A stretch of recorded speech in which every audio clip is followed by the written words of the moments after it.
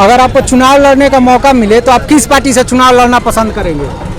अगर मुझे चुनाव लड़ना पड़े किसी पार्टी से तो अभी जो फिलहाल स्थिति चल रही है बिहार की या देश की, तो मुझे ऐसा लगता है अगर देश में अगर एमपी इलेक्शन हो तो मुझे तो बीजेपी के साथ ही जाना चाहिए। अगर बिहार का देखा जाए तो मुझे जन स्वराज के साथ जाना चाहिए। अभी वर्तमान में कोई पार्टी हमको नहीं दिखता है जिस पार्टी से हम चुनाव लड़ सकें। एक स्वतंत्र पार्टी का गठन करेंगे या फिर इंडिपेंडेंट कैंडिडेट के रूप में वहां पर प्रतिनिधित्व करेंगे। हम बीजेपी के तरफ से लड़ना पसंद करेंगे। नमस्कार, मैं हूं अंकुर प्रताप सिंह। बिहार विधानसभा चुनाव की तारीखों का ऐलान भले ही न हुआ हो, लेकिन अभी से जितनी पार्टियां हैं उसमें टिकटों के लिए मारामारी शुरू हो चुकी है। अभी से ही सभी लोग अपनी अपनी दावेदारी पेश करने लगे हैं। इन सब के बीच जनता जो कि केवल वोट देने का काम करती है, उनके मन में इच्छा है कि नहीं टिकट लेने का, और अगर इच्छा है टिकट लेने का तो किस पार्टी से है और क्यों है। अब देखिए, ये सब जानने का हमारा उद्देश्य सिर्फ इतना है कि कौन सी पार्टी में सबसे ज़्यादा लोगों की दिलचस्पी है और कौन सी पार्टी सबसे ज़्यादा लोकप्रिय है। तो आज जनता जनार्दन से हम यही सवाल करेंगे कि अगर कोई पार्टी आपको टिकट देना चाहे तो आप किस पार्टी से टिकट लेना पसंद करेंगे? अगर आपको चुनाव लड़ने का मौका मिले तो आप किस पार्टी से टिकट लेना पसंद करेंगे? अभी वर्तमान में कोई पार्टी हमको नहीं दिखता है जिस पार्टी से हम चुनाव लड़ सकें। एक स्वतंत्र पार्टी का गठन करेंगे या फिर इंडिपेंडेंट कैंडिडेट के रूप में वहां पर प्रतिनिधित्व करेंगे। अच्छा, तो आपको कोई भी पार्टी क्यों नहीं पसंद है? पार्टी तो बीजेपी है, जेडीयू है, आरजेडी है, एलजेपी है, इन सब में कोई पसंद नहीं है? नहीं, वर्तमान के परिप्रेक्ष्य में कोई पार्टी नहीं है। सब पार्टी परिवारवाद पे आके ख़त्म हो गई है और वर्चस्व बाहुबल का यही प्रयोग हर पार्टी, खास करके भारतीय जनता पार्टी, पूरा बाहुबल, पूरा धनबल का प्रयोग चुनाव में जम के कर रही है। इसलिए वर्तमान में कोई एक पार्टी बता दीजिए जिसका फंडिंग नहीं हो रहा है। हर एक पार्टी बड़े बड़े उद्योगपति को पकड़ लिया है, हर एक फंडिंग हो रही है। आप बहुत पहले के चुनाव में जाएंगे, जेपी के आंदोलन के समय जब चुनाव होता था जयप्रकाश नारायण के नेतृत्व में, तो वहाँ लोग क्राउड फंडिंग करते थे, भीड़ से पैसा इकट्ठा करते थे। हाँ, वो उसका मूल आधार था जनता के बीच में पैसा वसूलना।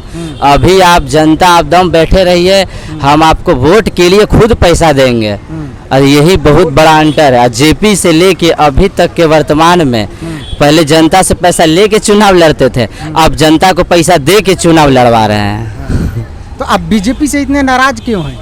बीजेपी पार्टी पूरा तरह लोकतंत्र के तबाह कर रही है, खास करके ईडी, सीबीआई, जितने भी सरकारी एजेंसी का जम के दुरुपयोग कर रही है भारतीय जनता पार्टी। सारा फंडिंग, अपने जितने बड़े बड़े हेडक्वार्टर बन रहे हैं बीजेपी के, सारा फंडिंग वहीं से ले रही है बीजेपी, सारा पैसा वहीं लगा रही है, चाहे बड़े बड़े उद्योगपति के माध्यम से या किसी भी माध्यम से।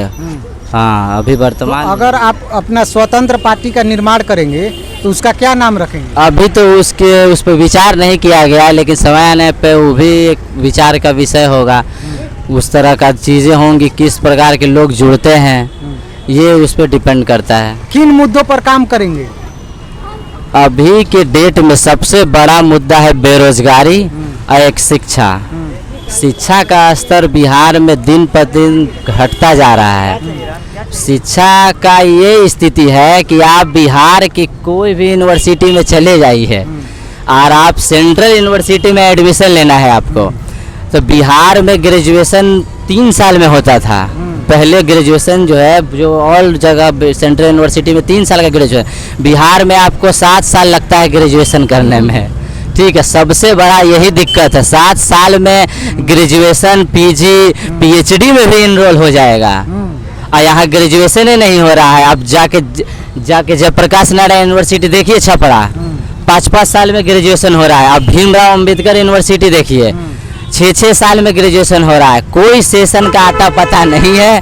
अगर गलती से भी आप तेज स्टूडेंट हैं और सेंट्रल यूनिवर्सिटी में हो गया, आपको कहीं से भी अगर रिजल्ट मांग देगा कि ग्रेजुएशन में आप पीजी में आपका सिलेक्शन हो गया है, तो आप बिहार के भरोसे नहीं रह सकते हैं। वहाँ से सेंट्रल यूनिवर्सिटी से आप वंचित रह जाएंगे। सबसे बड़ा कारण बिहार में शिक्षा का यही है। केवल कागज पे स्कूल चल रहा है, देख रहे हैं डाटा ना, आधा बीएड कॉलेज है ही नहीं, लेकिन कागज पे है।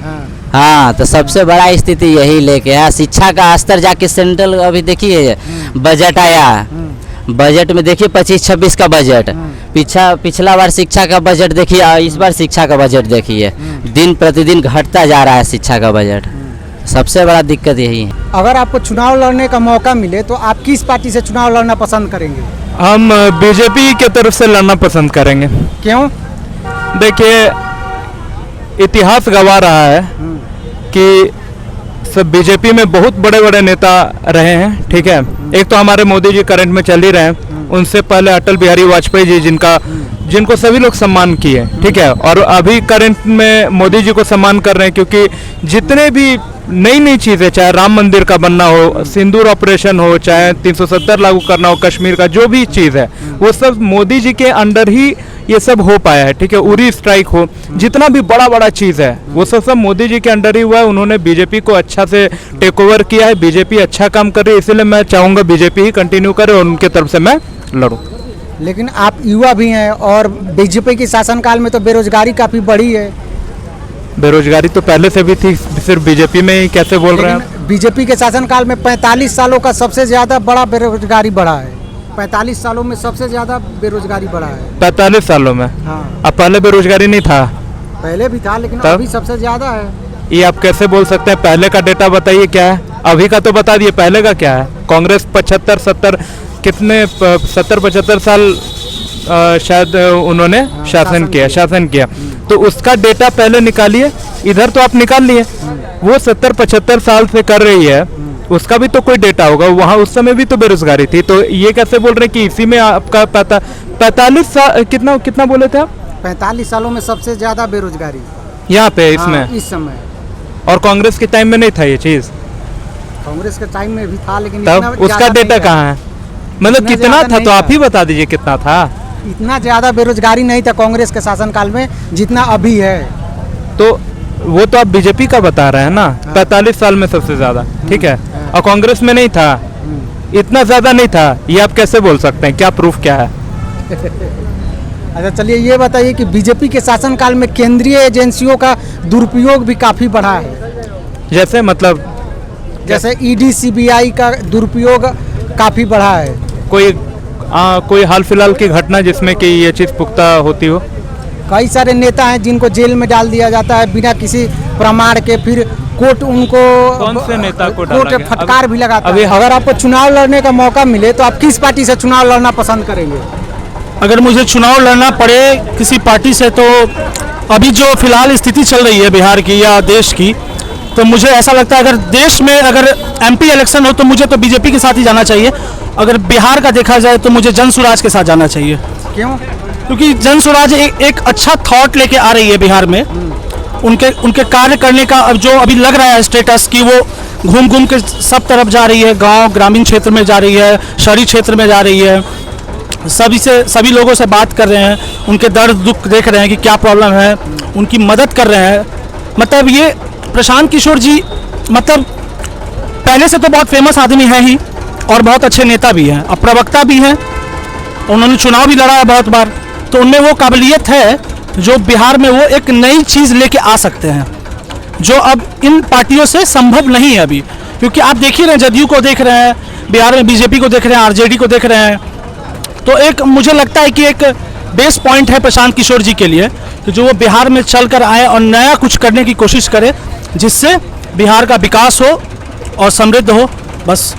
तो आपको क्या लगता है प्रशांत किशोर किन मुद्दों को लेकर चुनाव में जाएंगे? मुद्दे तो बहुत सारे हो सकते हैं, जैसे शिक्षा को लेकर हो सकती है, महंगाई को लेकर हो सकती है, सुरक्षा को लेकर हो सकती है। तो सुरक्षा तो ये नहीं कह सकते कि सुरक्षा डल है, जदयू बीजेपी के भी शासन में, आरजेडी में भी डल था। वो तो समय था कि पहले का समय और अभी के समय बहुत अंतर है। महंगाई भी डिपेंड करती है कि पहले के समय और अभी के समय में बहुत अंतर है। जनसंख्या पहले जो थी अभी नहीं है, रोज प्रतिदिन जनसंख्या भी बढ़ रही है, उसके हिसाब से मार्केट के वैल्यूज भी बढ़ रहे हैं, तो महंगाई भी बढ़ रही है। शिक्षा स्तर पे कहा जा सकता है कि थोड़ा सुधार करने की ज़रूरत है। अभी भी बहुत सारे एग्जाम में धांधली हो रही है, उस पर थोड़ा कंट्रोल करना ज़रूरी है, क्योंकि बच्चे मेहनत कर रहे हैं इतने, बट उनको सक्सेस नहीं मिल पा रहा। क्यों? क्योंकि धांधली हो रही है, मतलब एग्जाम होने से पहले क्वेश्चन आ जा रहे हैं। इस पे कंट्रोल करना पड़ेगा, तभी जाके बिहार का विकास होगा। मुझे लगता है कि अब पुराने पार्टियों को स्टॉप कर देना चाहिए थोड़ा, और नए पार्टी को, यंगस्टर्स को मौका देना चाहिए, तभी जाके कुछ डेवलपमेंट होगा। क्योंकि उनके भी विचार कुछ अलग हो सकते हैं अभी के मुद्दे पे। नीतीश कुमार जो सोचते हैं, मोदी जी जो सोचते हैं, और अभी जो कोई आएंगे नए, तो उनके थॉट अलग होंगे माइंड में, वो अपने तरीके से काम करेंगे बिहार में और डेवलप करेंगे। प्रशांत किशोर का कौन कौन सा गुण आपको पसंद है? गुण का बात किया जाए तो लगभग सभी गुण अच्छे लगते हैं। अच्छे नेता है, अच्छे इंसान है, अच्छे व्यक्तित्व है उनका, जो अपने आप को और लोगों को सबसे पहले समझते हैं कि लोगों की क्या चिंता है, उनको दूर कैसे करना है। क्योंकि वो अपने बारे में जितना उनको सोचना था वो तो पहले ही दूसरे पार्टियों में रह के वो सोच लिए, वो सारे पार्टी में रह कर जजमेंट कर ली कि कौन कैसा है, तब जाके वो अपना खुद का एक पार्टी बनाए हैं कि नहीं भैया इससे नहीं हो पाएगा, अब मैं खुद ट्राई करूंगा, मैं खुद लड़ूंगा, अकेले मुझे लड़ना पड़े मैं लड़ूंगा, मगर बिहार को विकास के दर पर लेके जाऊंगा। इसलिए मुझे अच्छा लगता है उनका थॉट, पसंद आता है उनके कार्य करने का तरीका। तो ये तो थी जनता जनार्दन की राय। इस मुद्दे पर आप क्या सोचते हैं हमें कमेंट करके ज़रूर बताएं। आप तमाम सोशल मीडिया साइट पर हमें फॉलो भी कर सकते हैं। तब तक के लिए नमस्ते, देखते रहिए भारत न्यूज।